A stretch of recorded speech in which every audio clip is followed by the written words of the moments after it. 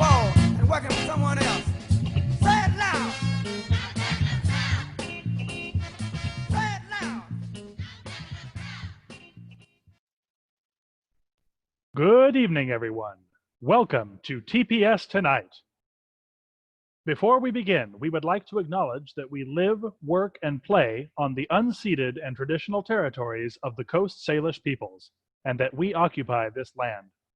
This acknowledgement does not take the place of authentic relationships with Indigenous communities, but serves as a first step in honoring the land we occupy. For more information on how you can support our Indigenous communities, please check out the organizations listed in this slide. Thank you. TPS supports and values the lives of our Black kin and community. Their safety, their joys, their successes, their art, it all matters. We are actively transforming TPS into an organization that puts anti-racism at the forefront of everything we do. Throughout this process, we acknowledge the labor Black folks put forth and recognize that they carry an abundance of emotional labor as they navigate the world and many systems of oppression. We thank and honor them for that. TPS is not interested in returning to business as normal in the post-COVID world, and we are working to support these efforts. We offer tonight's show in honor of Jacob Blake. Please join us in a moment of silence in support of him, his family, and all of the victims of police brutality.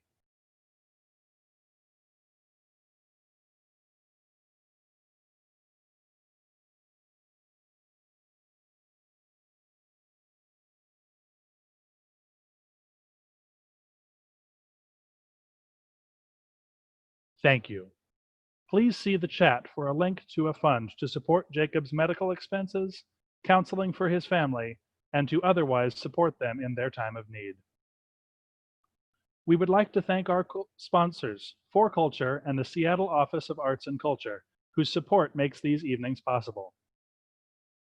For tonight's event, you may submit questions for Q&A using the built-in Q&A feature in Zoom, or by emailing tpstonight@tpsonline.org. You may use the chat function to engage with hosts and other audience members throughout the show. Make sure you've selected all panelists and attendees when sending your chat messages. Please be aware that tonight's show is being recorded for encore performances. Closed captioning will be available in future broadcasts. Now, without further ado, please welcome your hosts for the season finale of TPS Tonight, Jimmy Shields and Alexandria Henderson.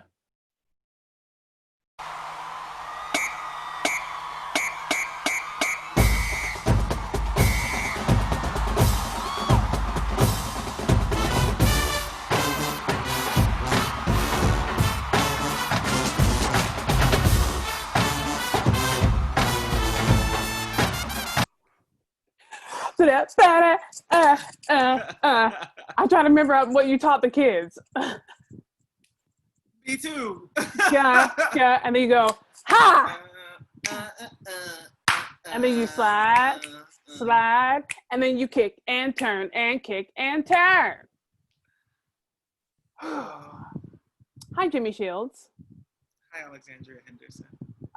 Hello, audience members. Welcome to the season finale of TPS Tonight with Jimmy and Alexandria. First things first, we have a really great show planned for you. Dagnabbit. I took a minute and I thought I had it.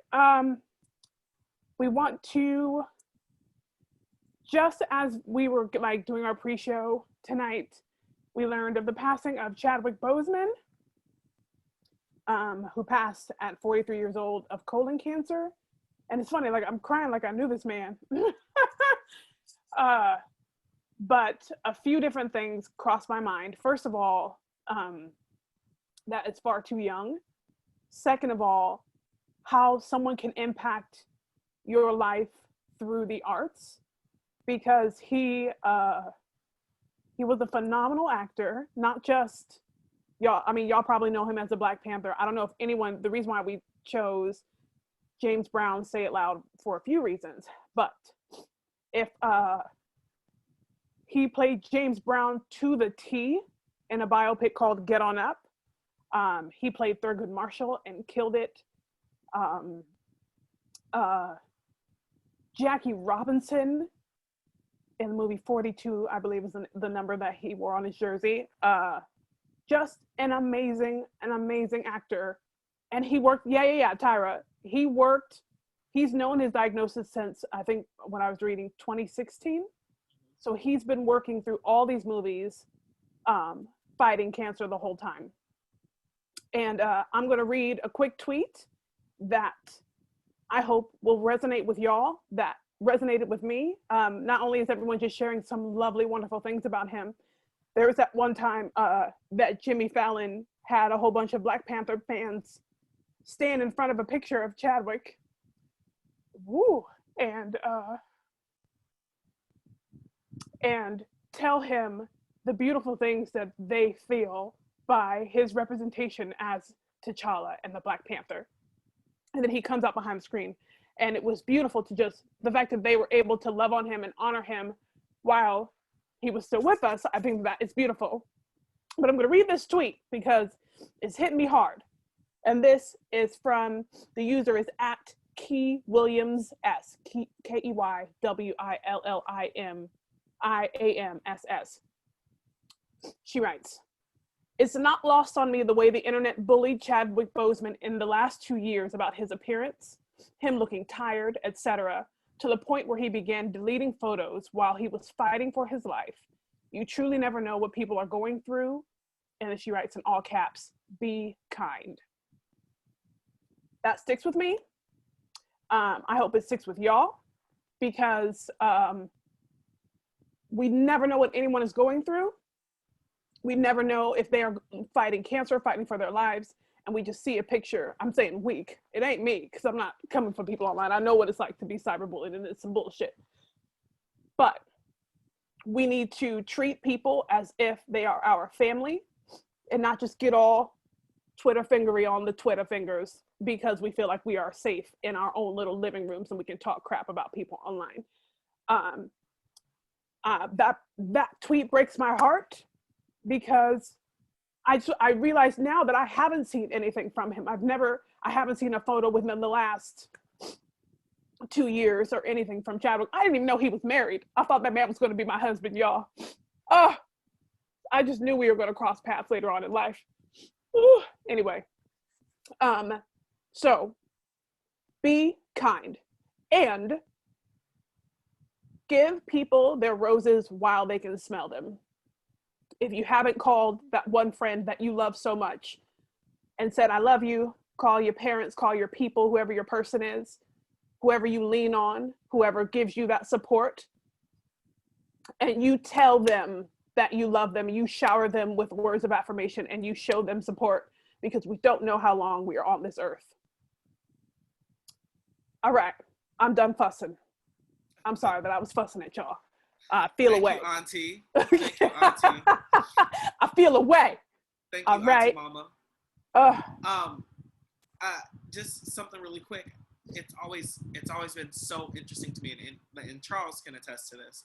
It's always been so interesting to me, the trajectory of his career and the projects that he was able to do. And I was like, man, this man is playing all of these prolific artists and getting these phenomenal roles in such a short span of time. And it just comes to show you, like, God put him on this earth to do work.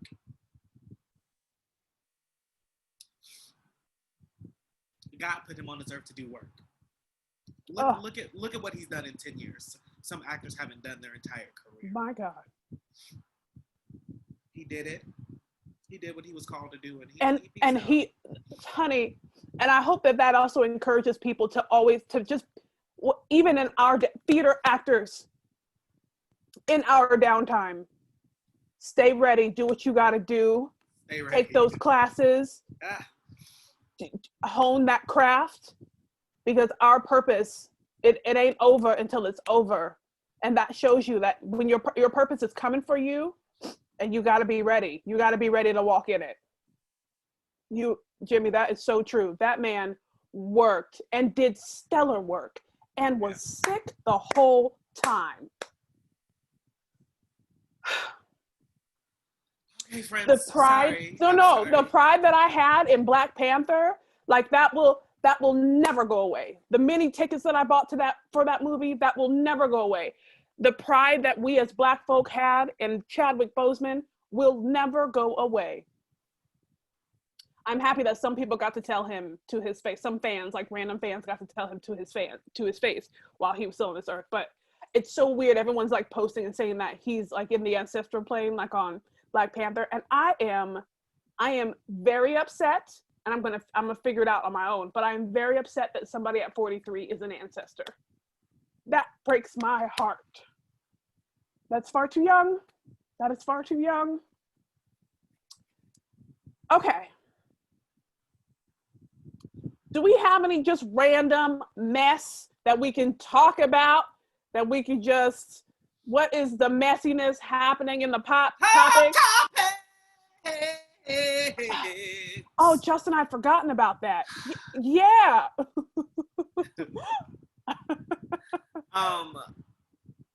So pop topics, just to kind of slide over into pop topics. Let me just say that. So there is, for those of you out there who are keeping up with the Joneses, there's a thing on Instagram that Swiss Beats and Timbaland, they are pop urban producers. Come on, urban. Urban producers in hip hop, pop, R&B, or whatever. And every week they've been doing, all since COVID, every week, every other week, they've been doing these versus battles. And so there's been some, I think Alicia Keys and John Legend did a battle at the piano. Mm-hmm. There's been Kurt Franklin and Fred Hammond for the holy people out there. Hello. Hezekiah Walker and John P. Key was also another holy one that was fire. There was a Jamaican music, Rasta Beanie music. Man and I'm blanking on that Elephant second. Man? No, it was someone Carter Boy? Maybe. I don't know. So they've been doing that to just kind of like, you know, keep for the culture. Oh, there was Ludacris and Nelly. There was the infamous Babyface and Teddy Riley. Anyway, I say all of that to say this week they are doing Monica versus Brandy, or Brandy versus Monica, however you want to say it. They are doing Monica versus Brandy. Yo. And so what it is they play each one of them choose songs from their catalog, and they go back and forth. They call it versus, but it's not really a battle. It's really more of a highlight. But with all of the fans that they have, going back to 1998, they're gonna pit each other. The boy is mine. The boy is mine. The boy is mine. The boy is mine. The boy is mine. Yes, it was Beanie Man versus Bounty Killer. Come on, Tyra. Make sure you guys have your comments posted so everybody can see as well, because we love seeing them, but also I think everybody wants to be involved. But Brandy versus Monica, who you got? And tell me why. I know who you got. You know who I got. Here's the thing. I am a stan of neither. I know that sounds bad, but it is what it is. Y'all, anybody who knows me vocally knows that Full Moon is the album that helped little Alexandria's voice blossom into whatever it is today. Like, I know every run on that album. Like, it is my jam. Also, I believe that production-wise, Brandy slays. Talking background vocals where everybody's doing this. So you have the solo artists going, and then everybody going, like all layered on each other. And then everybody goes like, run, together, like everybody runs it all. But Monica has hits. I saw on Twitter somebody said, Missy ain't never yelled out, new Brandy. So like, you know what I mean? Like, Missy Elliott was writing for Monica, new Monica. But Timbaland ain't never yelled out Monica. You're right. And it's weird because over you, something like that. No Monica. Dun, silly on me. So much time. I, you unfaithful boy. I nearly lost my mind. Drive fashion house every night. I got Monica. You have Monica? Yeah. Simply, but for catalog purposes for me. You know what? I think I might know more. I might know more Monica. And we are here for Gunica. Gunica. You know she throw hands. You know she stay strapped. She beat Brandy up. What? We can't Allegedly. get into that, right? Allegedly, no. We're not going to get into no defamation of character. No, Allegedly. She beat Brandy up and apologized and talked about it. Google it, schmoogle it. Ariel, drop that link. Ariel, drop that link in the chat. Look, furthermore, she beat her up right before the 1998 or 99 VMA performance that they did, The Boy Is Mine, and they had to change the lighting and do all of this different stuff. Look, don't try me. And then Dallas Austin has said it's true. Monica says it's true. Whitney, get off here. Whitney says, I think Monica has more hits, pun intended, right? Because we're talking about...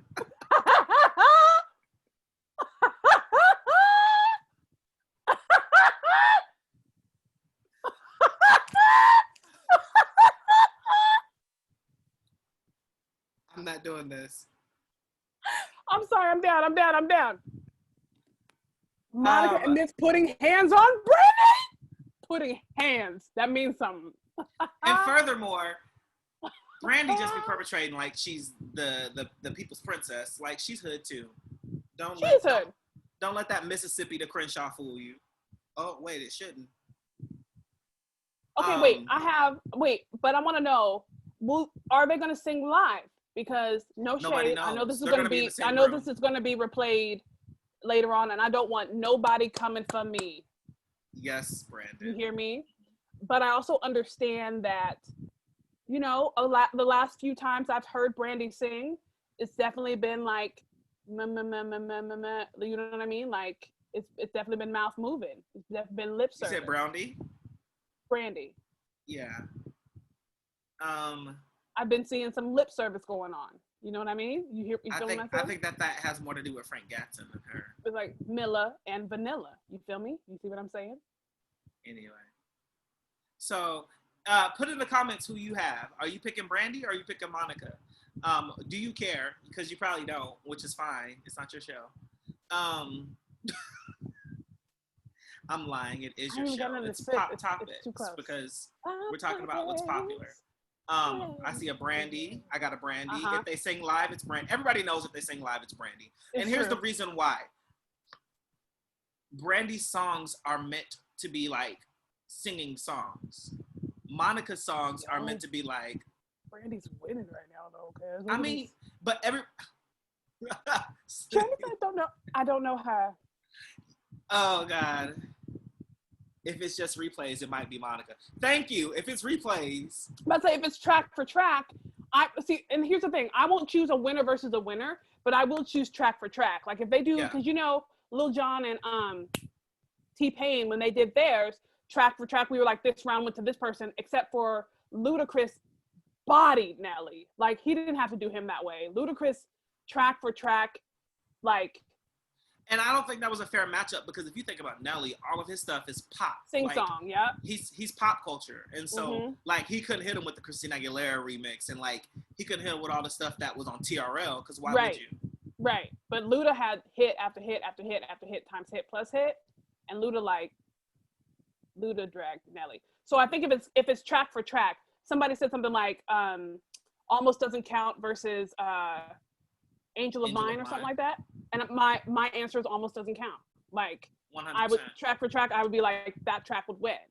I mean, Diane Warren wrote that though. She tweeted. Cares. She said, I win because I wrote both of them.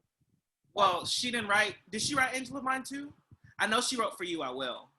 I don't know if she wrote. Was it Almost Doesn't Count versus For You I Will? She might have. I don't know. Whatever it was, Diane. She's something. Diane Warren is her pen game. She was married to David Foster, right? That's the Diane. Yeah, sure. I don't know. Her pen game. Sick. They're a great writing team. Production team. Brandon. That's why I keep telling him to go get a degree in music business. He knows the business.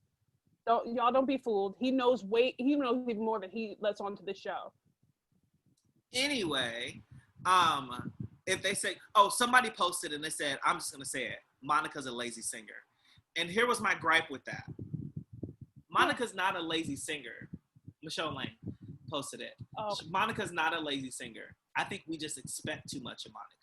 Because Monica came out in a like, it was Brandy and Monica, and then you think about it, it was like Aaliyah, and then Maya, and then like, so Monica's voice was doing something crazy at 13, but she's still singing the same way at 39, and people are like, her voice is great, it's the same. You're just expecting her to be Whitney Houston, and she was never. You're expecting her to riff down, and she's like, no, I got these melodies, like I told you. She was never that. Which is interesting, because I should have been able to like glom onto her more, because I couldn't do a whole bunch of riffs and runs growing up. So Monica should have been my bread and butter. Man, she has like this glottal that she does. It stresses me out. I don't want to talk about it. It stresses me out. Okay, I'm sorry. Next. Was there any other pop top? I think that's what we wanted to talk about. Yeah. On the Ratchet side. Yes, ma'am. Wow. So Tyra says it runs and it all belongs to me, wear me thin. Do you know that song, Jimmy? I don't know that song. I sing that song every single day. Oh, and Charles is supposed to be singing it with me, but he don't ever get to sing it because I sing both parts. And there's this live version that they do. Brandy does this, loving you is high. And she like falls out of it. I feel like I'm about to hurt myself. That's the song that they were talking about. We always talk about The Boy Is Mine, but we don't talk about that song. Yes. Loving you so high. Give it to us. And the way you acting didn't know hell. Hey. No, shoot. Yeah, you got it sweet, don't you? Man, that's... I mean, I can't help. I'm just here so I don't get That's bombed. the one. That's the one. Okay, I'm sorry. Don't apologize. All right, what we got for the people tonight? Well, everybody, thank you so much for still rocking with us into this evening. We're gonna do what y'all came for. Okay. So last year in October, Jimmy and I hosted the 2019 Gregory Awards, and we wanted to.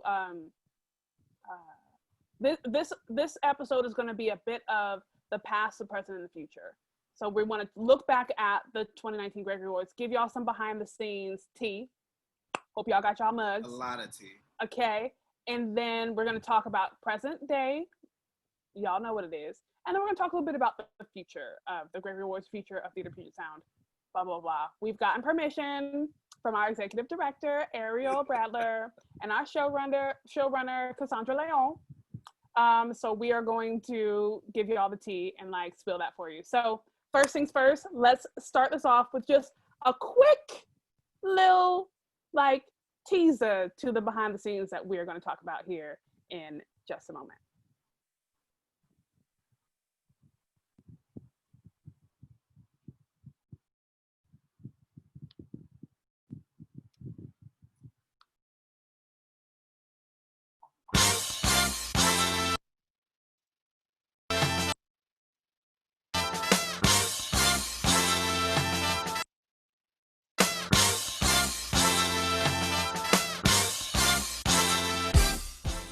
So, who are you?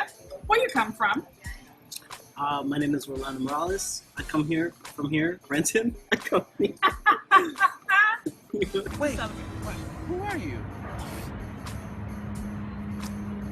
I am Gregory Award winner. No, I'm kidding. Talk about it. Talk about it. Hold on, we gotta wait for this plane anyway. I don't even know where your camera is. Just look straight at each other. You right. So.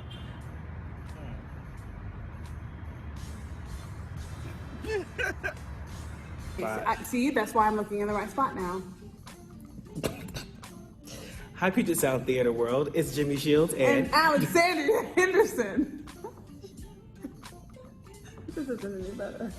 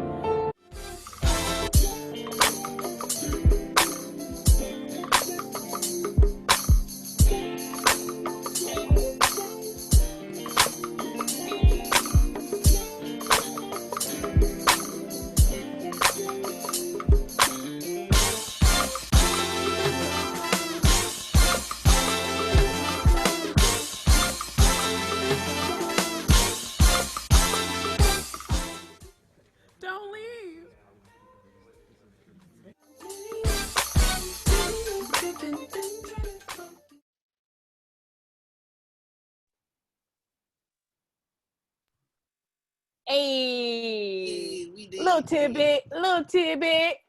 So now we want to discuss some of the things that you might have seen in that video. First of all, want to always shout out the actors from the Langston Hughes Performing Arts Center Teen Summer Musical. Super, super excited to have had them. They were in our opening number. They slayed. They ran down. They killed it. I remember, oh, thank you, Ariel. That's so sweet. I remember the very first time Jimmy rehearsed with the kids, he said, okay, so the first step is like you kick and you slam your right foot into the ground. It's like, boom. And then they did it. And it was so loud and so energetic that I was like, oh, y'all, we got something here. So the kids just absolutely were amazing. We are so thrilled to have them as a part of the show. They served it.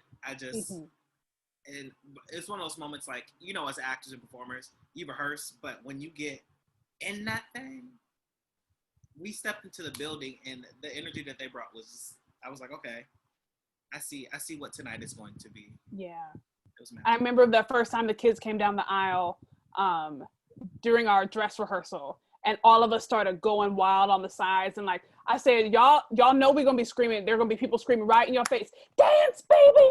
That's right, man. You dance. You better kick that leg up. And like, were there not people like screaming at the kids and dancing? I will never forget MJ Jurgensen, like living her best life. Because you can see it in the replay. You can see she's like bobbing with the kids. And I like texted her afterwards. I'm just like, your support of those children fills my heart with such glee. Like, she was in it. I loved it. So for y'all watching, things that take place on that McCall Hall stage, you know, the organizing of it, the making sure that we are all in our places at the right time, cannot happen without the help of what? Stage managers.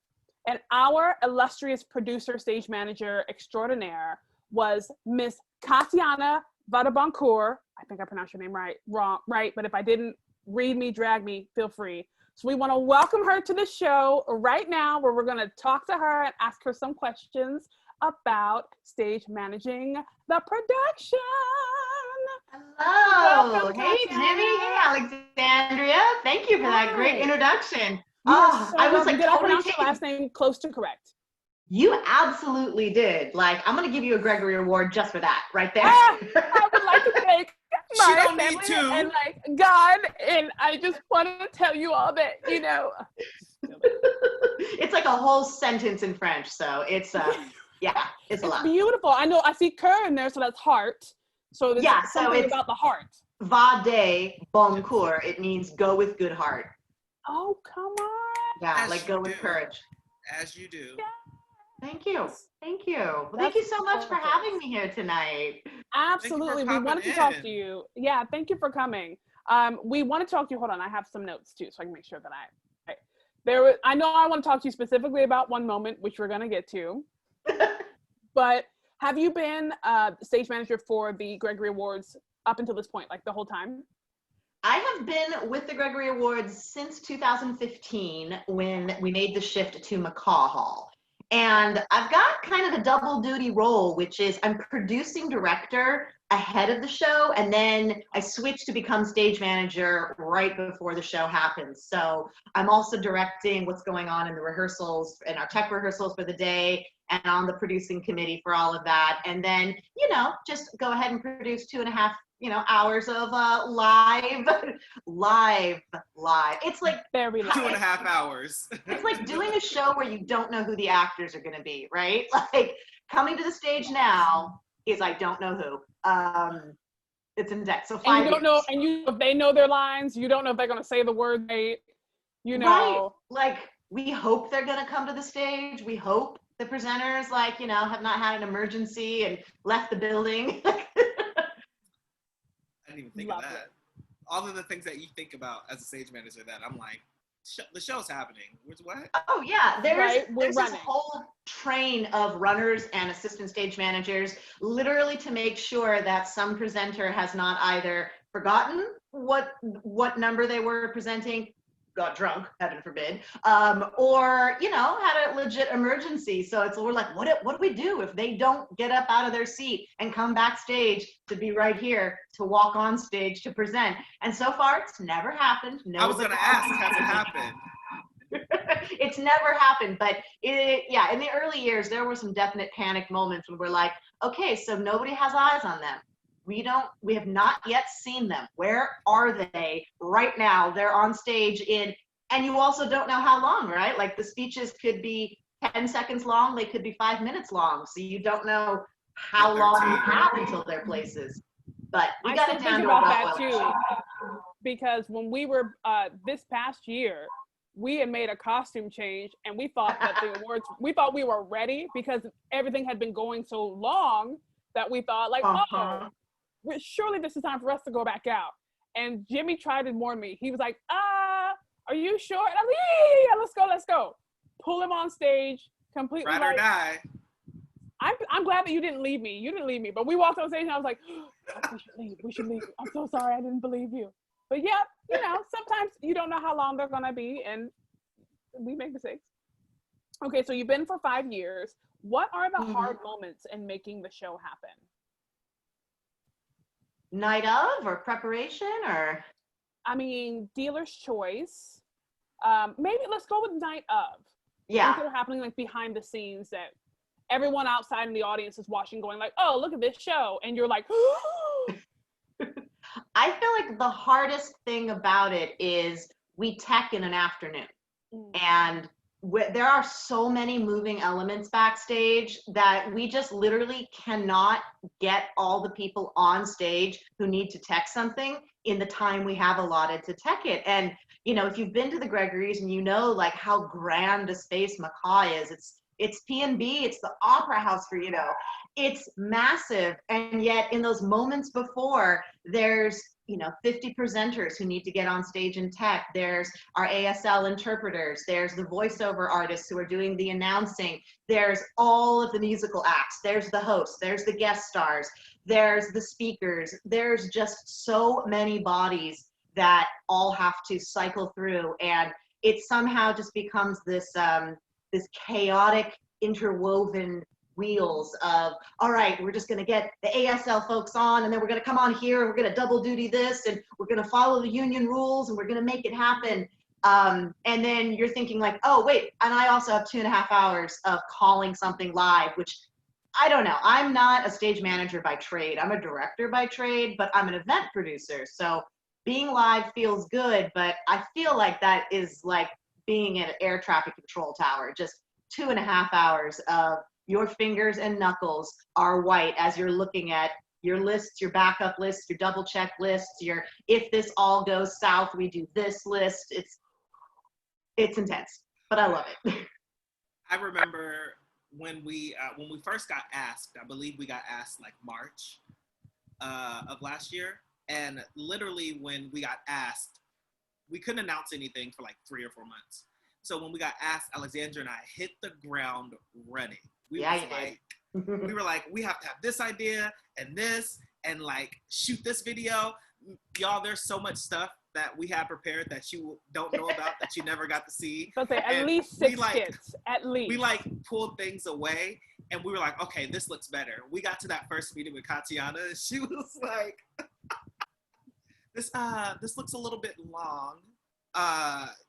Do you guys think there's anything that you might maybe like could go without? And Alexandria and I were like, we took everything we didn't want out. This is the show. Yeah, we had like maybe a skit for every time we were on stage. Like there was like, and y'all saw the different costume changes. There was a skit for every costume change. Okay, like we had to like. There were more costume changes. This was one of them that I just didn't get to. Well, I just didn't get to. I was just like, well, let's just skip that one. We'll just hold on to it for the future. Also, thank you, Andy Alhada, for this dress. I love it. You're the best costumes, though. Just, you know, as a host, yeah, I know that same feeling of like, you got to come out wearing something different every time. It's just, and that's not easy to do. Okay, so one thing that I want to talk about, and a small segue, Cassandra, for you. So once upon a time, I wanted to surprise Jimmy and and make him sing for you guys.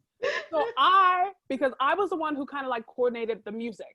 So Orlando and I would do like, well, I sent him some songs. He had some songs. I went to the band rehearsals. I coordinated that, blah, blah, blah. And so I tell the band, I want Jimmy to sing this song. It's going to be really good. Da, da, da. He doesn't even know it, but it's his favorite song. So he'll sing it. It'll be great. And then it was like, great, cool. So like about maybe the day before or the day of, I told Jimmy like, okay, so I have this surprise plan, but I want to tell you about it so that you can be prepared. He's like, sure, what is it? Which I still wasn't. But still I said like, okay, so I want you to sing before I let go. And he was just like, okay, yeah, I can prepare for that, blah, blah, blah. And like, so we get on stage and it comes time for we're doing the tech run through. Katiana is on stage with us. We have a very short, limited time on stage for this rehearsal. And I go, yeah, there's just like one more song that I kind of wanted to throw in there as a surprise. And Katiana goes, you have a surprise song? I was like, yeah. And she was like, so should we run through that? I was like, oh, I was just hoping to be a surprise. Straight up. And Katiana said this to me. And as soon as she said it, I realized I had messed up. She said, there should be no surprises from me. And I said, you are so right. There's no way I should have thought I should surprise the stage manager with a random song on the day of. And you were so kind to me, Katiana. You were just like, so then let's just do it. And I'm just like, so sorry. Like, oh, I was in trouble, honey. I was on restriction. I was grounded. And so really quickly, I must have had that Bilbo in the ring look in my eyes. Just like, what? And I was sitting on the stage like, she's like, you guys do? I was like, I didn't know. That part, he let me get hit by that bus so hard. He said, I don't know what she's talking about. I would never surprise you, Katiana. I would never. I was like, that makes sense. That makes sense. Yeah. So I want to go into that video, but Katiana, will you tell them, if you remember at all, kind of like what was going through your brain of like full on cussing me out? And you can absolutely do that. I deserve it. What was going through my mind was the cussing out I was going to get from the sound guys at McCaw when they would be like, what mic is this? Who's coming on stage right now? Why are they here? Are they mic'd up? I need to know about this. What side of stage? And so, yeah, it passes on down the chain of command. And Well, I thank you so much for your grace and your kindness to me. And we're going to come back with one more question for you, but I want to show them it actually turned out really well. it did. And so here is that video of Jimmy singing Before I Let Go. So this event tonight would not be possible without a big entity. Who's that entity? Theater Puget Sound. Give it up for him. That look on my face was worried, just so we're clear.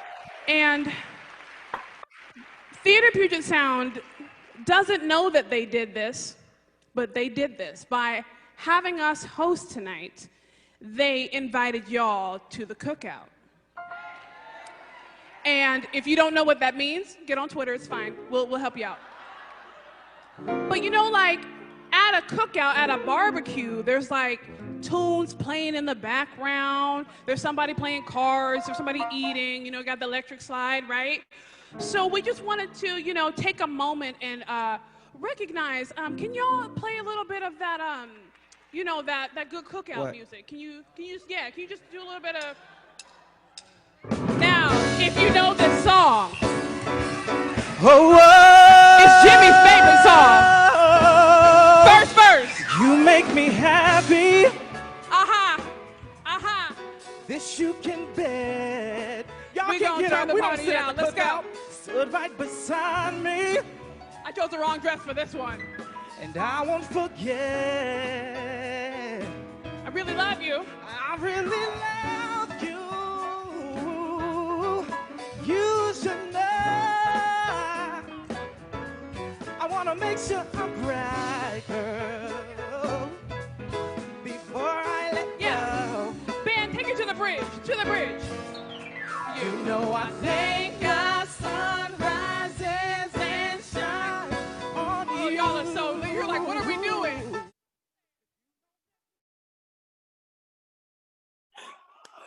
There was just a little bit more, but the sound gets a little muted because of, copyright rights and all that good stuff. So, there's nothing.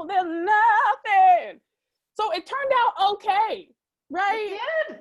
It's beautiful. It really, really did. You two just light up that stage. Like you owned that stage. It was a pleasure working with you. Thank you, Kathy. Oh, you were the best. Thank you so much. Seriously, and you're glowing right now. Okay, Well, give us some good glow. That's the actor's ring light, as we're all stepping into the virtual world, little sound studio here. Right, but preparation. I don't think people at home know how hard it is to do a live event and to host it, and the amount of running that happens backstage and the amount of just the stress of going, I'm an actor and I don't know what my cue is because we don't know what's happening in a live event. I mean, you do as much as you absolutely can. Yeah, thank you, Pamela. You know as much as you can, but that's the beauty of it being live, is that it just feels like opening night and closing night all at the same time. So just huge admiration of Jimmy and Alexandria for the way you pulled it off. And you look like you were having fun. I get to sit in the sound booth and just kind of sweat, but you guys, you have to also look like you're having fun, and I think it's real. True. Thank you. Yeah, we got a little bit of tea from us in that both of us were going through our own trials and tribulations, so we were suffering on the outside, but we tried to make it look as pretty and as possible, because sometimes as artists, you got to put yourself on the back burner for the sake of the show. We worked it out, and we made it happen. But amen. I'm so glad that it looked like we had fun, because that is what we wanted that to be. Last question. I would love for you to just tell us just some of the favorite Gregory's memories that you have, if you can think of. Yes. We always are booked over the opera's shows. So we drop the red grand curtain, we do our show in front of it, but that also means we're using whatever the opera set is. And I forget which year it was, but there was just a rough green mossy landscape of flooring that jutted out underneath the red carpet halfway up to the podium. And really having to look people in the eye and say, so when you walk out on stage in your heels, just be aware of the moss and the dirt that's going to be out on stage at this award show as you are stepping on half of the opera set and half of the stage. That one was a pretty crazy one. But I think a backstage moment was listening to the high school choir singing You Will Be Found from Dear Evan Hansen. And it was beautiful in the show, but there was magic in that rehearsal room the day that they all came together and sang. Like, every adult in the room, just goosebumps. And, you can never quite there's things that only work on stage live, and there's things that just are magical in the rehearsal room. And that one was so raw. That sticks with me. I saw the musical, and I was like, no, it was better. It was better with those teenagers singing it. That was the 10th annual, right? With DDR as a host. I think that was Don Daryl Rivera hosting. Mm-hmm. Yeah, awesome. It was beautiful. I was there. I loved it. It was beautiful. Awesome. Well, we won't keep you for too long, because we're going to go back into some hijinks as well. But is there anything else that you would like to share with the people? And also, you can use this time to plug whatever you're doing, you feel me? Because we want to support you as well. Yeah, absolutely. So right now I'm both fundraising and producing the NAMI Walk on September 12th, which is the National Alliance on Mental Illness. And so if there is a cause that people want to donate to, I am fundraising right now for the care and support and advocacy that NAMI does across the country, but here in Washington, for suicide prevention, for health, mental health, thinking about people now that the pandemic, we need this more than ever, is mental health support services and political advocacy. So if you go to NAMIWalks.org, that's NAMI Walks, WALKS.org, click on the left button for this menu. Thank you. Click the donate. You can enter in my name if you want to contribute to my team, but it doesn't matter. Just if you want to make a donation, we're walking virtually for mental health on September 12th. Beautiful. Thank you. Yeah. Thank you so much for having me. Yeah. And I'm glad you're doing this show. Like, this is just this tickles me. This tickles me that TPS lives on in a different format while we can't gather all together, you know? So thank you. Absolutely. Thank you so much, Katiana. And for y'all, if you missed the Gregory Awards, or you happen to like, I was about to be shady, Jesse, but I'm not gonna be shady. If you happen to miss any part of the show, we have a little something for you where we are going to replay one of our favorite moments from the night, and it's choreographed by the one and the only Jimmy Shields. Please watch and enjoy.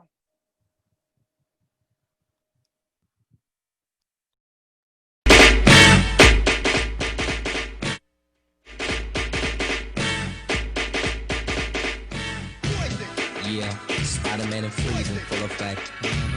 You ready, Ron? I'm ready. You ready, Dale? I'm ready, Slick. Are you? Oh yeah, take it down.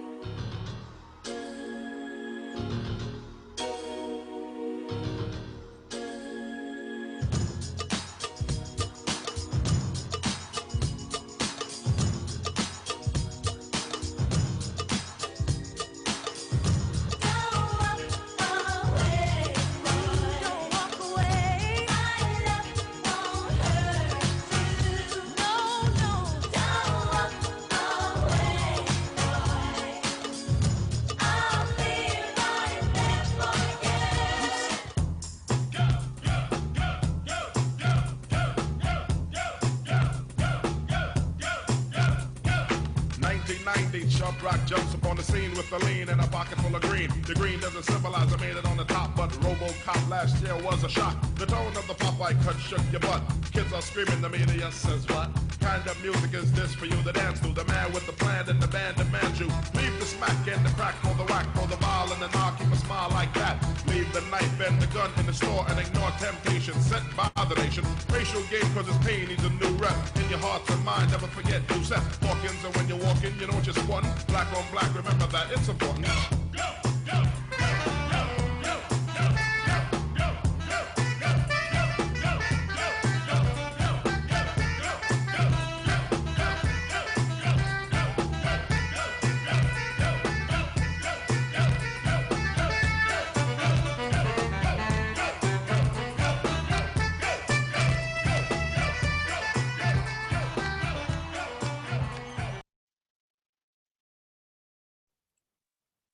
Hey, you did that, friend. You did that. That was so much fun putting together. You did that choreo. Okay, quickly. Let's shout out the dancers who are part of that. I'm not sure if we ever shouted them out on stage. So let's give them their flowers. We had Charles Simmons. Adrian Renan. We had Catherine Van Meter. Will Wiersma. We had, Lord, why am I blanking on her last name? Which one? Alicia Jefferson. Yes. And Sylvia Okafor. I think I said that her last name right. Okafor. Beautiful, wonderful, amazing dancers. Thank you all. Yes, thank you. Yep. No, I couldn't remember Alicia's last name because she goes by something different on social media, and so I'm used to seeing that, and that's weird, but it is what it is. But thank you all to all the dancers who participated. And yes, that was Catherine Van Meter rocking that black hair piece, honey, and living her best hip hop life. Okay. One of the first things she ever said when we met and started working together was she used to want to be a fly girl from In Living Color, mm-hmm. a '90s fly girl backup dancer, and that's just kind of been our running thing. So when the Gregorys came, and I was like, we're gonna have backup dancers. I don't even think people knew we were hosting the Gregorys, but somebody let it slip. And she was like, I heard you're hosting the Gregorys, and if you need backup dancers, and at that time I was like, I like that idea. So we were actually supposed to have backup dancers in like 3 or 4 different segments. Yes. Initially, the backup dancers were supposed to be in like 3 or 4 different segments. We had so many skits. Through the aisles, giving you like, and then it just, y'all. We had skits. We're going to just hold on to those. But yeah, you know, Theater Puget Sound, making dreams come true. Fly Girls 2019. Shouts out to y'all. I have fun. So that is basically like the 29. Now, so I'm going to stop here. Oh, I love this, Andy. Okay, so I'm going to hold on to that I'm going to stop here for the kids want to know, because before we move on to like the present and the future, is there anything y'all want to know about the 2019 Gregory's? Quickly drop them in the Q&A so that we can answer them before we move on to some lovely things that we have planned for present day and doing that. So we will give you like, I don't know, 20 seconds.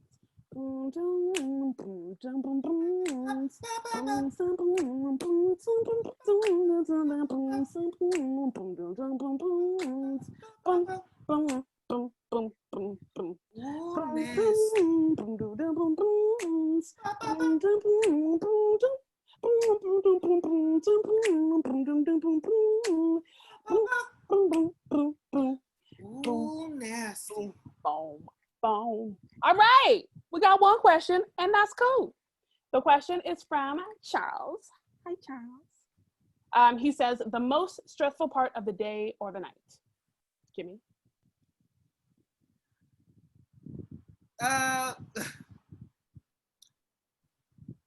That's a loaded question.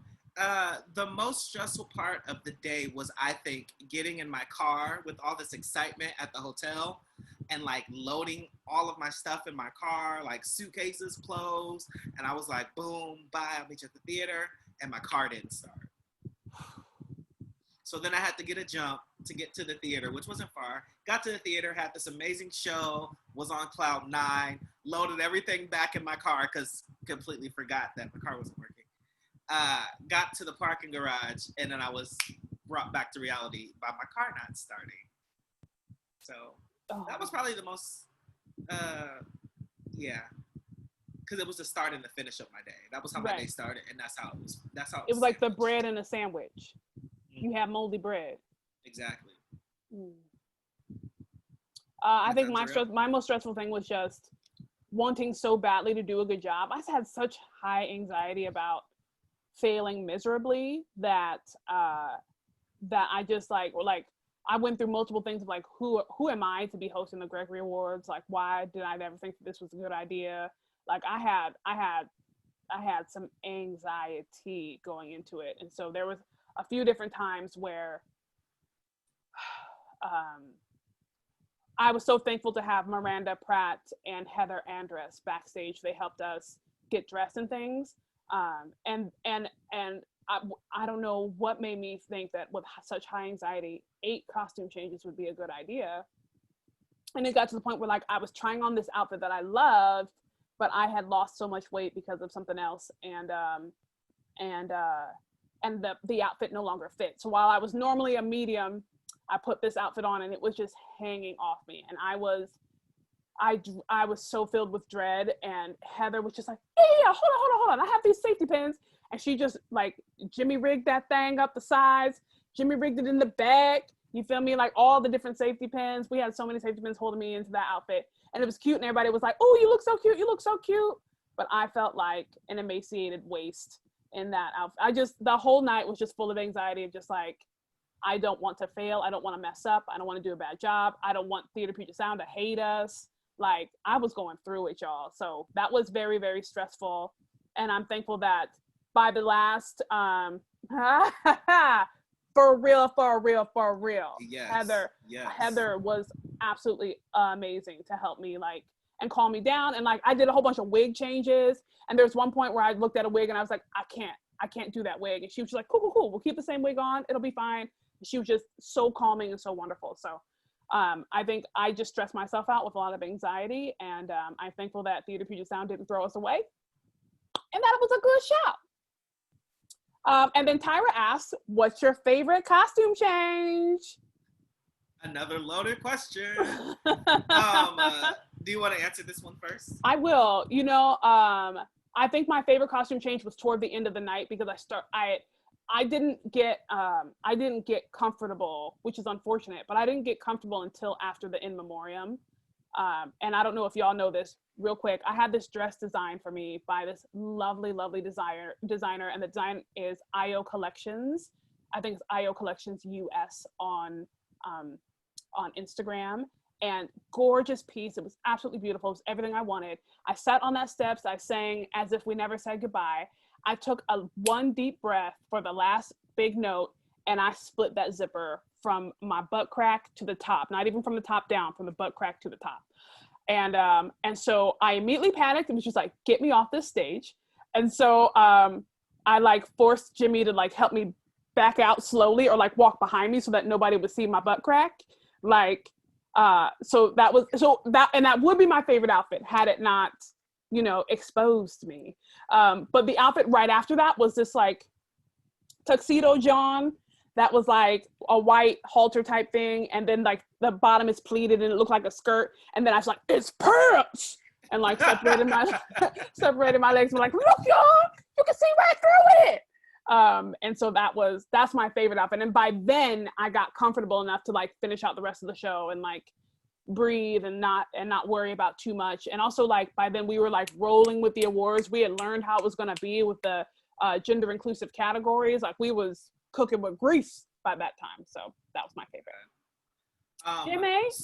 So I think you know this, but I actually, aside from our opening number, our opening costume, I didn't know what I was wearing. Like, I just brought a shit ton of clothes, because my closet, I collect things. Like, I'm not really changing, so things that I've had since I was like 25, I probably still have.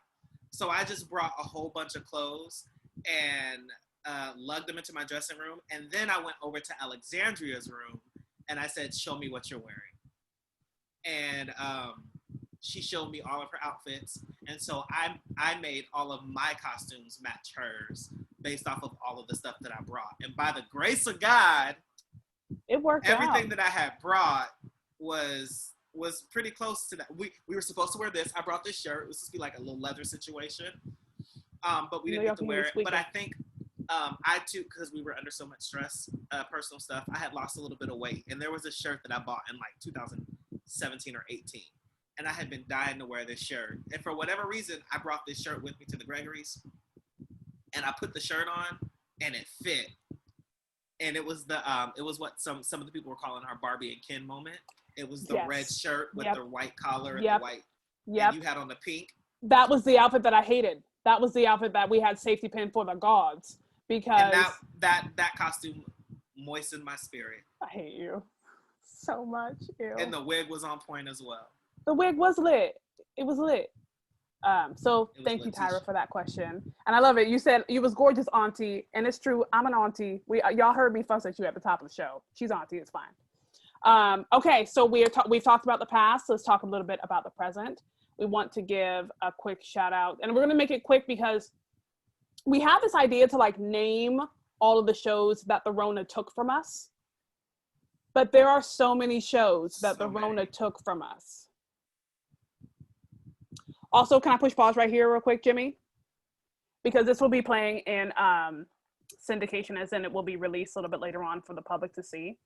And by the time this episode airs, I hope that we have all gotten on the bandwagon with wearing masks. Our careers are on an indefinite hold because people are not masking up. They are spreading this disease that is very real. And I don't want it to get to somebody's doorstep before they realize that the disease is real. So I would love it if everyone would take precautions, mask up, stay home if you can, get tested. Don't be out here in the streets doing a whole bunch, because we won't be able to go back to work until we get this under control.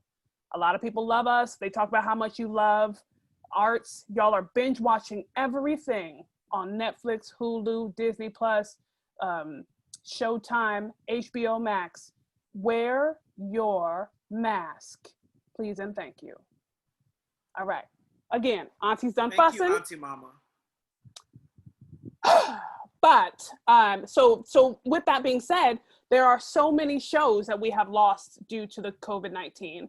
And so we were going to try and put something together to like in memoriam for that, but there's so many. So we just want to take a moment to say that if you have lost a show, if you have lost income, if your career is on hold like ours, please know that we are with you, we support you, we love you.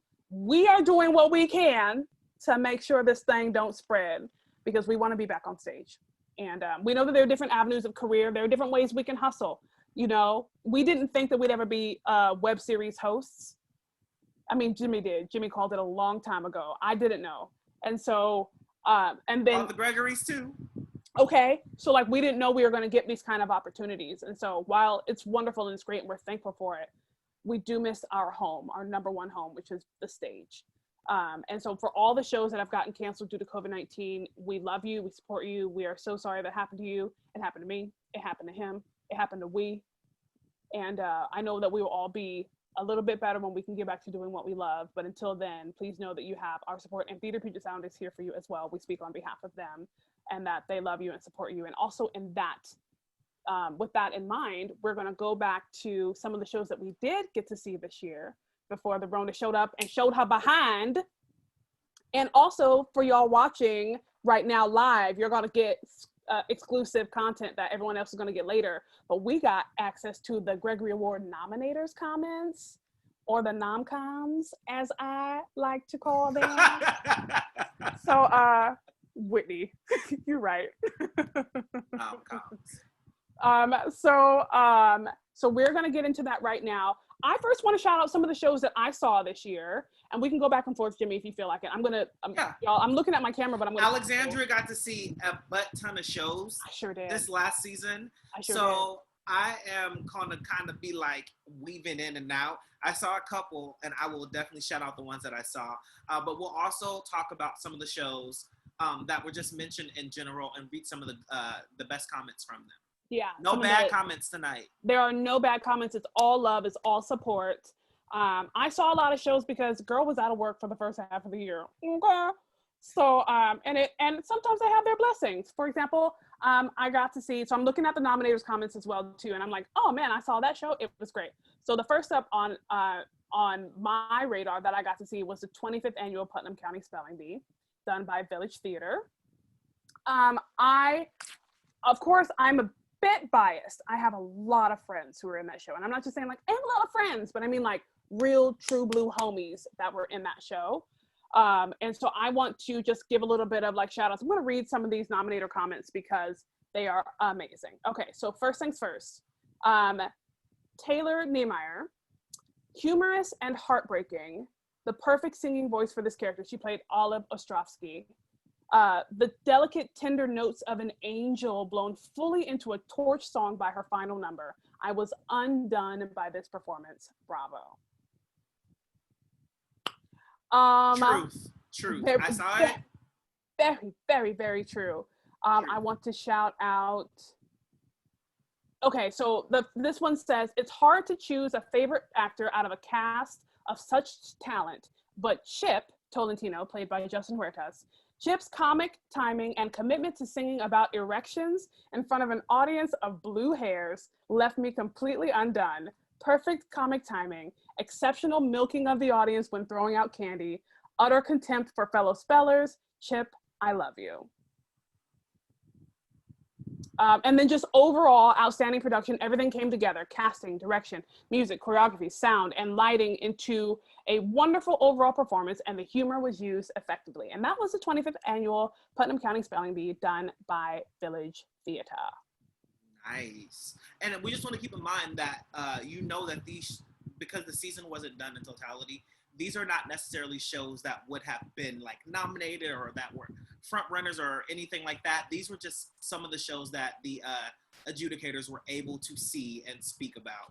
Yeah. So that we just want to make sure everybody knows it. So and also like, yeah. So like me picking a show and saying something out loud, there's no ranking. There's no ranking on this list. It's just literally a list of love.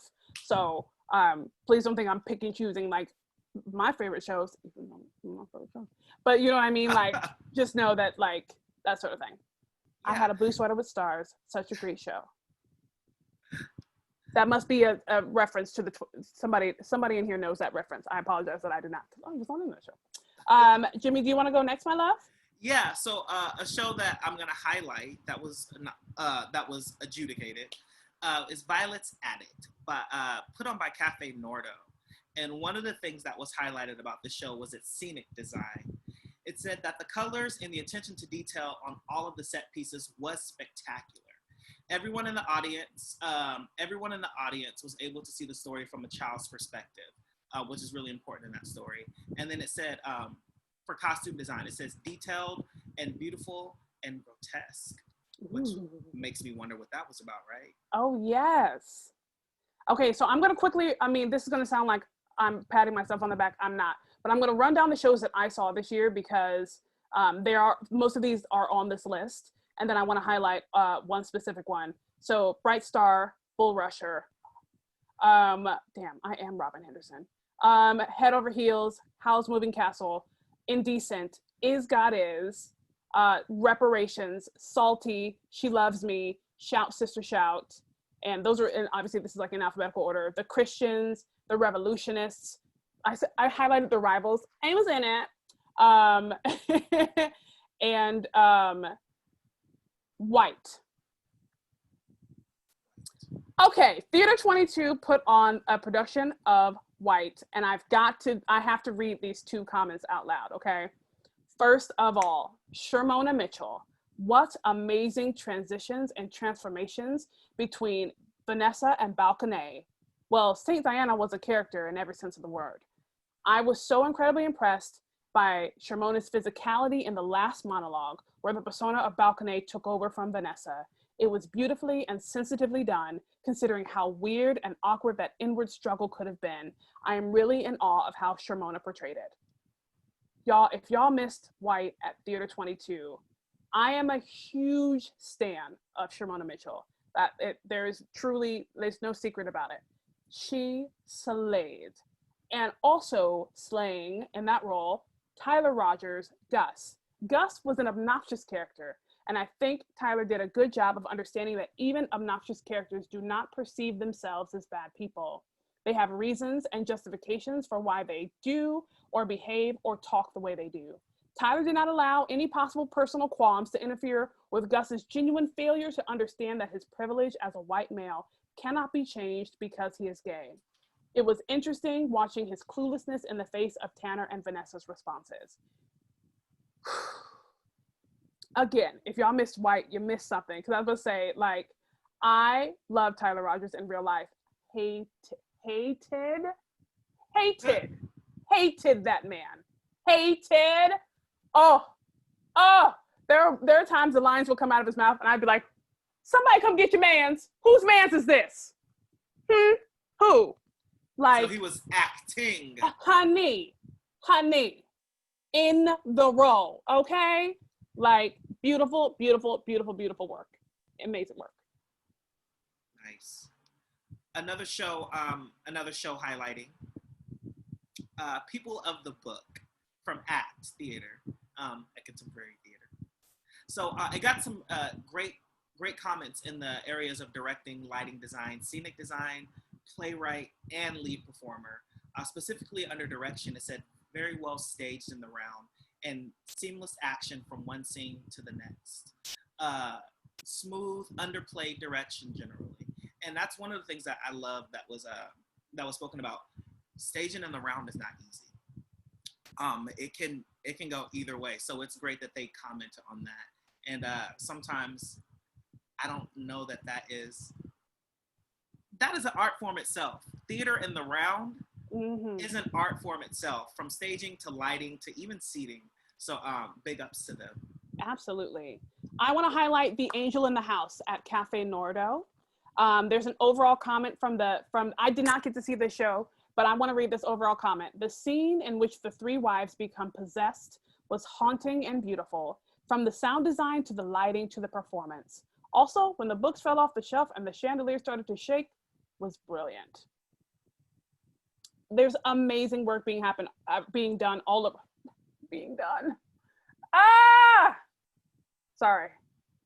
Having been done all over this city. And we are so blessed to be able to be a part and see some of that. Do you have another one, Jimmy? I do. This one, I'm excited about all of them, but this one has a special place in my heart. Guys and Dolls from Village Theater. They got some recognition, some great comments as far as scenic design, costume design, choreography. They said such a great sense of musicality and storytelling in the movement. Yeah. And I know the people that were in that show, and I know that they tell stories with their body like no other. Yeah. They got great comments for lead performer and overall. One of the comments I want to read is for a supporting performer.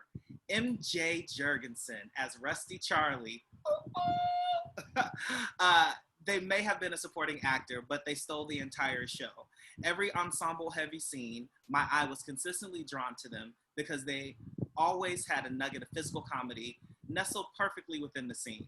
Yeah. And that is one of those shows, especially with Golden Age musicals, where that is one of those shows where sometimes there's so many people on that stage where, like, your little intricacies, if they stand out, you take the cake.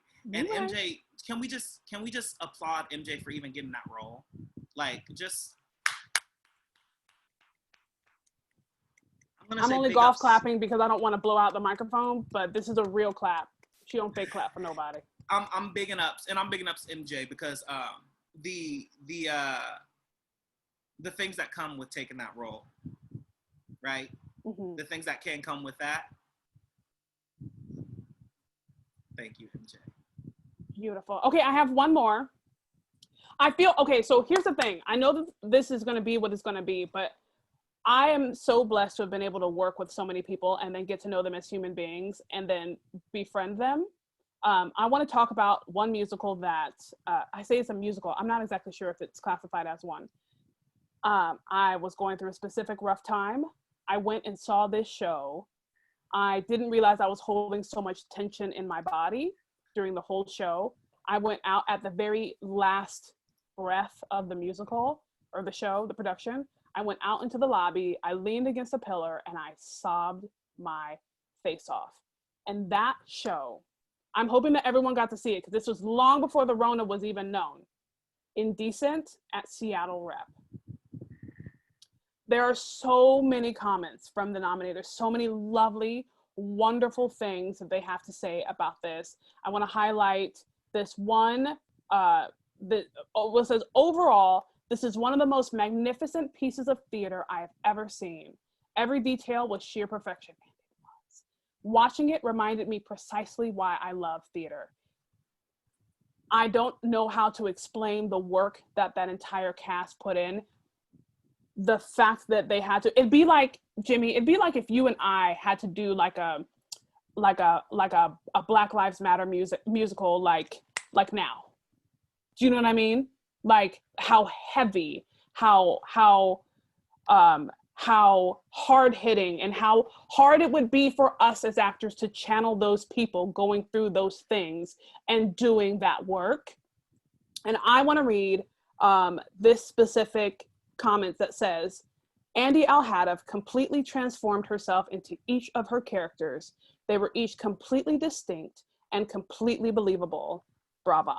And there are just note after note after note for this production because it was stunning. Like, y'all missed a gem if you missed it, because I'm not even being biased. She's one of my best friends. But I sat in that audience like in awe of the fact that I knew who that person was off the stage, because on the stage, she was a whole different 3 different people, okay? She was a whole different slew of human beings. And it was so beautiful and breathtaking. And that story is so gorgeous. And just hats off to the entire cast. That Indecent at the Rep. Stunning, stunning, stunning. Nice. And I did not get to see that. We were in rehearsals for, I think, As You Like It at the time, but that energy that was circulating through, and I'm not even trying to be funny, that energy that was circulating through that space, because they weren't even in the space, but every now and then they needed to travel through because they were rehearsing somewhere else. But every now and then they would come into the space or just be, it's 100%. Stunning. Like, I don't know if there's any other word to think about it, just completely enwrapped. And I've never heard anything different about that show from anyone. Anybody that speaks about that show speaks extremely highly of it. It was phenomenal. So the next show is Let There Be Love from Center Stage Theater. They got some great comments from costume design and lead performer. Specifically in costume design, it says, probably my favorite, most consistent aspect of this show. The range of contemporary clothing chosen for these characters was pretty much always spot on. Believable choices and well-fitting, nice range of colors, and that added some of the softness to the harsh visuals of the world. And it was flattering on the actors, which sometimes doesn't always happen, so great. Which is flattering on the actors. Really good choices were made there. Absolutely. So we just want to take that time to like shout out all of you. And just because we didn't mention, there are a whole list of shows that the nominators, I'm going to read really quickly all the shows that the nominators got to see, but just know that like everyone is amazing in their own right. And we picked and chose some things to highlight, but they saw 1984 by Radical Theater Project. They saw the 25th annual Putnam County Spelling Bee at Village Theater. 4.48 Psychosis by Maddox Pratt. Christmas Story, the musical, Edmund's Driftwood Players. A Gentleman's Guide to Love and Murder, Edmund's Driftwood Players. Admissions, Seattle Public Theater. Asylum in Georgia, Red Rover Theater Company. Austin's Pride at the Fifth Avenue Theater. Blood, Water, Paint, Matcha Theater Works. Bright Star at Taproot Theater Company. Bull Rusher, Intimon Theater. Cabaret, Seattle Gilbert and Sullivan Society. Dance Nation, Washington Ensemble Theater. Dracula, Act, a Contemporary Theater. Everything is Illuminated, Book It Repertory. Fairy Struck, Annex Theater. George A. Romero's Night of the Living Dead, Weasel Productions. Ghost Party Remastered, Dacha Theater. Dacha, I hope I said it right. Dacha, maybe, with a soft S. Gills, React Theater. Guys and Dolls, Village Theater. Head Over Heels, Arts West Playhouse and Gallery. Howl's Moving Castle, Book It Rep. Indecent, Seattle Rep. Is God Is, Washington Ensemble Theater. Kimberly Akimbo, As If Theater. Last Days of the Stars, Witness. Let There Be Love, Center Stage Theater. Lungs, Really Really Theater Group. Necessary Sacrifices, Taproot Theater Company. Our Country's Good, Strawberry Theater Workshop. Peeling, Sound Theater Company. People of the Book, Act, a Contemporary Theater. Pride and Prejudice, but like prejudice, because dice is capitalized. Dasha Theater. Pride and Prejudice, Edmund's Driftwood Players. Reparations, Sound Theater Company. Salty, React Theater. She Loves Me, Village Theater. Shout Sister Shout, Seattle Rep. Sir Arthur Conan Doyle's The Hound of the Baskervilles, Center Stage Theater. Steel Magnolias, Taproot Theater Company. Sunset Baby, Arts West Playhouse and Gallery. The Angel in the House, Cafe Nordo. The Antipodes, Short Order Theater Company. The Brothers Paranormal, Porkfield Productions. The Children, Seattle Rep. The Christians, Pony World Theater. The Creation of the World and Other Business, Theater 912. The Events, Intimon Theater. The Flight Before Christmas, Matcha Theater Works. The Great Moments, Seattle Rep. The Moors, Dasha Theater. The Neverborn, Annex Theater. The Originals, Play Your Part. The Pavilion, Strawberry Theater Workshop. The Revolutionists, Arts West Playhouse and Gallery. The Revolutionists at Theater 22. The Rivals, Seattle Shakespeare Company. The Tempest, Seattle Shakespeare Company. The Thanksgiving Play, Seattle Public Theater. The Turn of the Screw, Book It Rep. The Year of Magical Thinking, Act, a Contemporary Theater. This show is about progress, Carol Thompson. True West, Seattle Rep.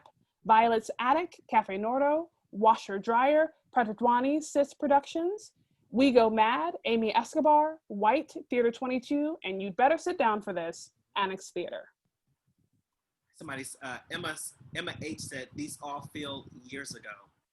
Right? Yes. Right? Those are all the productions that our nominators were able to go and see. So, right? So thank you all for all of your support of all that. And when we get back to what we are doing, y'all be ready to get them tickets. Okay? Let's support one another. Let's go see shows. Let's go support our friends. Let's go support people we don't even know. Like, I know that I really want to get into, if y'all watched last week, I want to go watch some of Red Eagle Soaring's youth theater productions as well. Like, I want to be able to do all of that and support our community. So we love you. We're here for you. We support you. And those are the shows that we were able to see. And now, going forward, y'all already know, the reason why this whole web series was started is because the Rona came and swept like a hurricane, just like a hurricane. You know that song, Jimmy? So when you break everything that comes in your way, just like a hurricane, just like a hurricane. Yeah. Okay. So that's the reason why we were able to start TPS tonight. And going forward, we're trying to figure out what the future will be for the Gregory Awards and Theater Puget Sound. We know realistically, everybody's thinking that we're gonna get back to this year or next year, and that's just not realistic. That's just not where we are right now. So realistically, it's not looking like a tomorrow plan. It's not looking like a next year plan. It's literally looking like a 2-year plan. Yeah. Because even if we do have shows at all next year, let's say fall of 2021, we have shows going. That also means that we don't see a Gregory Awards until that next fall. Yeah. So, and in the meantime, while the practice rooms, what are they called? They're not practice rooms. That's a college term. Rehearsal rooms, like all of the spaces and the 4th floor space at the Armory, like we can't get into those right now because of the Rona. So we are going to take a moment to shamelessly say, please support Theater Puget Sound in however ways you can. I can't with your crowd. I can't. No, never mind. I'll send the link. Okay, come on. So the studios. Thank you, Jeremy. Golly, I could not think of that word. I went to college. But yes, drop the link. We would love to have y'all share it with your people. Share it with the people who have money in your lives.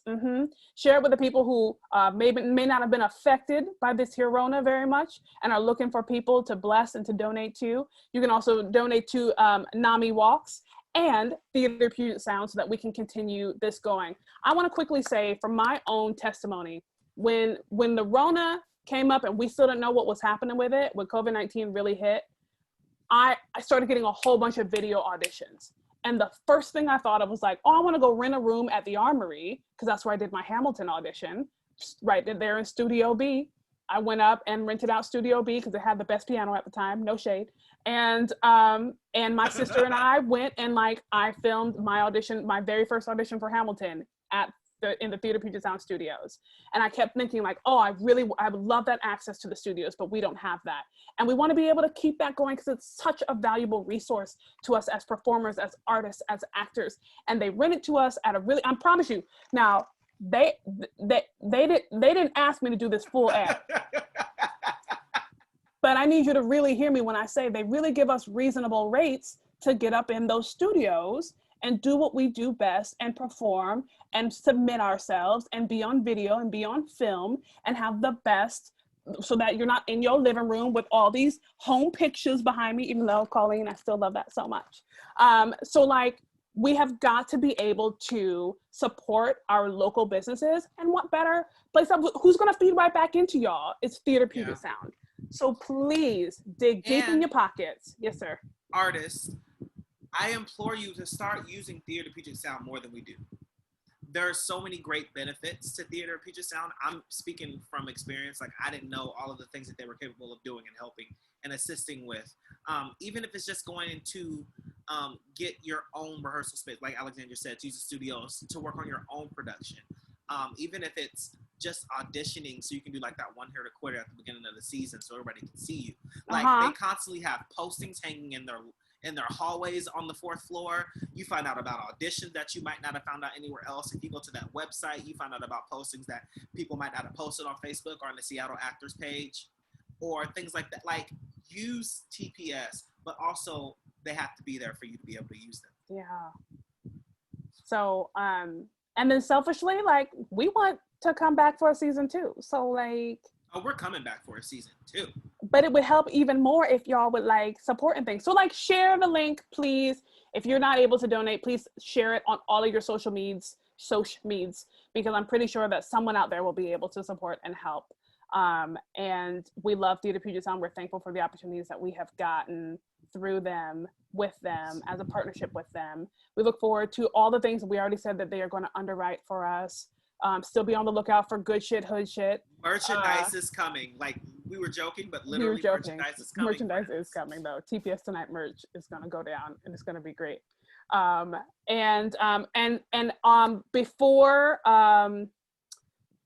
Before we let you go, because this has been a very long episode, and we want to thank you very much for hanging in, and actually even hanging in from the top of the show. Like, I'm thinking about where I was at the top of the show to where I am now. I feel a little bit better, even though it's still pretty heavy. And really quickly, before we do the thing that we want to do, I see a question in here for the kids want to know. Because it's just you and me. It's just you and me, Jimmy. Good old faithful. Because let me tell you about how your friends will support. Andy has questions. First of all, she says, I love you too, and I love your friendship so much. My final crazy questions for this season are, she gave us 4. Now, y'all can go ahead and still add on some questions for the kids want to know. If you want to know anything about us, the Gregory's, theater going forward, TPS Tonight, what have you, things that we might be able to answer, like and such as. She says, if your friendship had a theme song, what would it be? I know what immediately came to my mind, but what came to your mind? I don't know. You know, my Rolodex of music is like. I know. It's like spinning. Oh, okay. I think I have one, but you got? I would probably choose different ones than the ones I'm thinking off the top of my head right now. Janet Jackson, All Right. Why don't I know that? Do I know it? Maybe. Friends come, friends may go. My friends are real, I know. True self for you, I've shown you're all right with me. Maybe I don't know that. Oh, but Andy does. She said, oh, yes. Do you know what mine is for us? Yes, Janet, yes. And you know what's like, it's not, yours is really beautiful and deep. Mine is, this is all that. This is all that. Yeah, I don't know. That's just what's off the top of my head, but I'm sure I would dive deeper into like some. That's the first thing that came to my brain. It's just like so fun and lively. Now you got me thinking, and like those. Keep thinking about it. I'm gonna move on. Uh-huh. Oh, there's so much. It's like friendship questions. If your friendship had a signature scent, what would it be called? I know. Don't say it. Dank. I was about to say something about weed.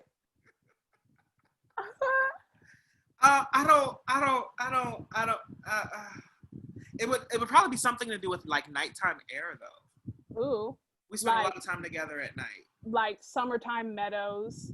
Yeah, something like that. And we've spent the last 3 summers together. Right. Like, call it like summer night breeze. Summer breeze. Dank evening air is what Andy says. Yes, that's what it would be. Dank air. Dank evening air. That DEA. And then lastly, if your friendship had a tagline, I can't read. Tagline, what would it be? I know what mine would be. What would it be? Hashtag my check don't change. It's true. Mine would be his check don't change. If there's something that I think about with Jimmy that I said to him once that he repeats back to me all the time, it's me. I would go one time he and Charles were messing with me, and I believe it was backstage. I looked at him and I said, I don't give a shit, like that. And he says it to me all the time. And it's with the 2 fingers, and you gotta. But now my husband what y'all says doing over it here? as a response. She's an influencer. What is that? She's an influencer. You're a flu? She got the COVID, y'all. Stop it. And then finally, what is one experience you would love to have together in the future of your friendship? Okay, here's the thing. I don't know the answer to this question because Alexandria was in my wedding. Alexandria and I have traveled together. We've been in the car for long periods of time together. Have we? Yeah, Coeur d'Alene. Yeah. We've cried together. I don't know. I mean, You know I guess what? you have to be in my wedding. I was gonna say I won't be in your wedding because you don't think you're gonna get married, and I know that love is out like there that. for her. It feels like that sometimes. What did you just say? I said I know that there's love out there for her. Oh, She that's don't believe it, beautiful. but I know it's out there. It wasn't that last fool because I tried to warn her. She don't want to listen. Anyway. I'm sorry. I'm right now. Put some whiskey up in that tea now. Rude. It's fine. It's fine. I be trying to give people chances. Okay. And you know what? It's my fault too because I love. Like if I could, this sounds really stupid, but if I could be all of my friends' significant other, I would, because I feel like I could give them everything they need. I know what they want. And I was like, baby, I can get this to you, but I can't because. I was going to say something else because. That's not the reason. You know what? Night. But we'll see. Y'all are so sweet in the comments. Yeah, one of these days. Y'all, I ain't gonna even say it. If I ever find somebody that I want to get married to, y'all won't know until the wedding, so it doesn't matter. Somebody says, so Aaron says, I'm so impressed from watching the TPS tonight at the beginning of tonight that Jimmy has said Alexandria many times tonight and not out the other name. He be learning, Aaron. He be learning. I'm trying. I saw it on the other day. I was like, on my niece's birthday was the 1 year anniversary of when I told everybody to stop calling me that stupid name. People still don't know how to do it. They still don't know. But it's fine. It's hard. I told you. I know. Friends, are there any other questions? Is there anything else, Alexandria J. Henderson, that you feel like we didn't touch tonight or in the last 4 months? Because we've been doing this thing since May, the first week of May, y'all. First week of May. A lot of people started. Few are still around. That wasn't shade, but okay. No. But no, seriously, is there anything that you want to say? Anything you want to get off your chest? Anything the last 4 months? I am happy to give you the space, boo.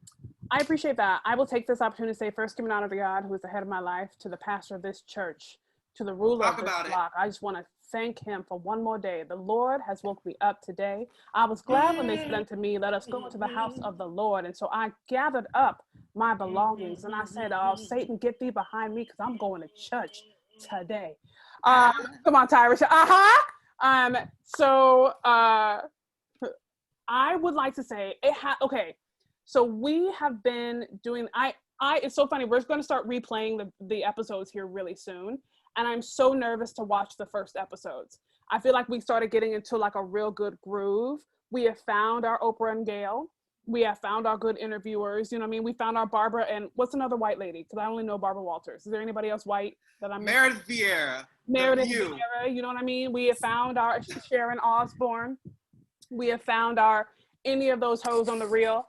And like I feel like we've just gotten so comfortable with interviewing that I think that this was such a lovely opportunity. So I want to thank Theater Puget Sound. I want to thank Ariel Bradler for giving us a chance to do this, for letting the show be in our hands. Y'all don't even know, like, when things have always been going down with Black Lives Matter, but when things really started going down, I was like, y'all made this a Black show when you hired 2 Black people. So, and they gave us like run of what we want to do and how we want to run the show. And like, we kept touching bases with them and like checking in to make sure we were doing it the right way and that a way that would represent Theater Puget Sound. But they just gave us like full reign and full control and like allowed us to just blossom into whatever we are right now. So I'm thankful to Ariel Bradler for the opportunity. I am unendingly grateful to Cassandra, our showrunner, who like keeps us running, keeps us smooth, keeps us going. Jeremy for those amazing intros that always makes me feel like a star. And I'm really thankful to have been able to do this with you, Jimmy. Like, We have been friends for a very long time. You've seen me through a few different seasons, as you pointed out to me the other night when we were talking on the phone, and that we are able to grow, and that our friendship has been able to blossom over this time, and that you still like me, which is fantastic and awesome. And I don't know. I think Danae, you said how long will we be on hiatus? Great question. Ariel, I said, hopefully we'll be back in December. December. So we're looking at some like real fun holiday things. I've been planning. So I need my Jewish friends to hit me up so we can do some Hanukkah stuff. You feel me? Some Hanukkah, some Christian, Christmas, some Kwanzaa. But I am really just thankful that we were able to have this opportunity to do this, and I am really grateful for it. Jimmy, I see the rest of my time to you. Everything, reclaiming my time. Everything that you said, literally from top to bottom, from Ariel to Cassandra to Jeremy, even Rosie, shout out Rosie, has been what I needed when I didn't know that I needed it. So Ariel called one day, had this idea, and of course I'm not going to say no to Ariel or TPS, and it just kind of snowballed from there. And to have this platform, no matter how large or how small it might be, during this time has been, I don't have words. I asked Ariel how many Black lives have we lost since we started this show, and it's a high number. Mm-hmm. It's higher than I would have expected, imagined, or ever wanted. And to be able to come here and get that off of our chest, and TPS allow us to speak freely, was a blessing beyond belief. And to be able to talk to our community and have dialogue and laugh and sometimes cry and just be open and vulnerable has been beyond a blessing that, again, I didn't know that I needed when I needed it. But I'm so glad that I got it. I love, and when I say I love, I mean it. I love every person watching. I love every person that's ever been involved. Thank you. And I know that we have some great things coming. And I love the holidays, so I'm even more excited that is our great return. I would like to really quickly thank any guest that has been on our show. Thank you for giving of your time and your talents and your voices, and for answering all of our questions. I want to smash cut all of people's least favorites. I'm going to figure that out because I want to get a smash cut promo of least favorite, blah, blah, blah, blah. Before people are leaving the room, which are is they fine, leaving? People are leaving the room, but we're going to do shots. Yeah, we're going to do a toast. So if you're still here, find yourself a drink because we're going to do a toast. I'm sorry to interrupt you, Alexandria. No, you're great. I just realized that you were right. People are leaving. I'm trying to show my boobs while I lean and grab And my this cup. was our highest attended show of the season. Yes. So, cheers to you. Hey. And y'all, not that you care or that it's a big deal to you, but this is the first show that I've done without my husband at the house. You rocked it. Because he's camping with his family, and I felt like I was a complete utter mess. Beforehand, because I am almost nothing without him. So it was hard, but I got through. I'm a little bit spoiled. And he is too.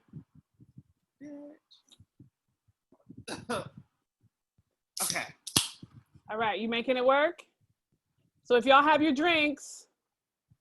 Can our showrunners and producers pop on, please? Please. Illuminate yourselves. That is Cassandra. She is our showrunner. Y'all put your sanctified hands together for her in your homes.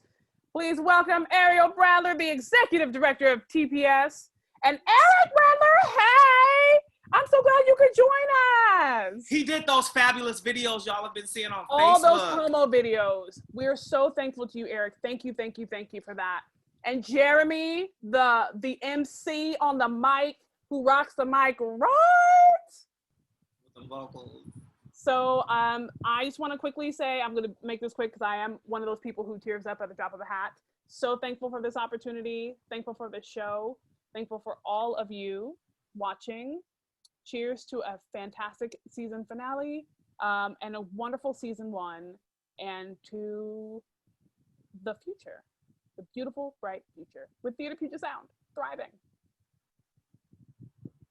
Salud.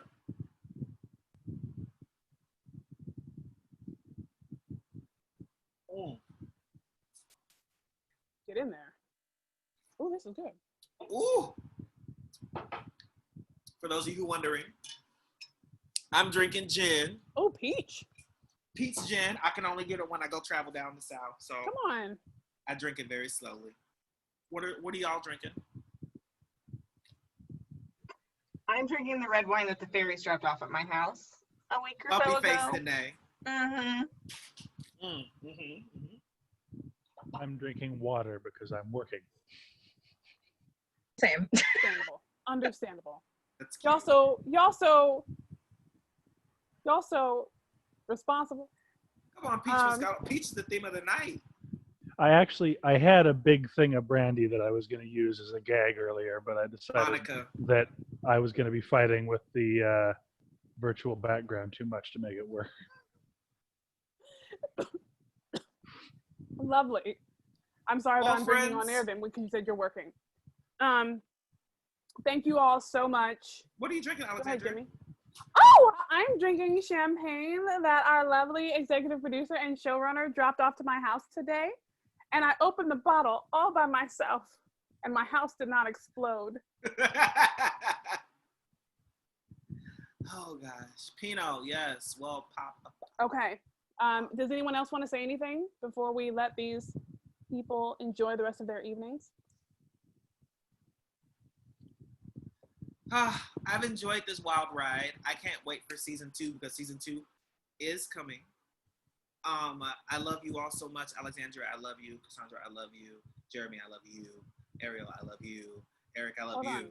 Hold on. Everybody else got a U, like an asterisk. Can I get a little bump on the U? Alexandria Janora Henderson. Yes. You did it. You said it. I said the middle name. You did. We're going I'm to edit sorry. that out on the replay. But I'm so in love with everything about you, and you know this. Wop, wop, wop. Stop it some more. Stop Worship it and praise. more. Worship and praise. Worship, watch and pray. Season 2 Electric Boogaloo. Yes, Aaron. That's great. Okay, that's all I got. We got to get out of here. Yay! I'll be here all night saying nothing. Thank you all so much for watching. Okay, also everybody left, but please keep yourselves healthy while we go into this gloomy time. Do whatever you can to stay mentally sane and healthy while we are COVIDing with clouds. Okay, that's it. That's my last auntie fuss. Cliffhanger. Also, one thing we didn't say was you got to come back for season 2. You know what? Bye. Bye. Bye.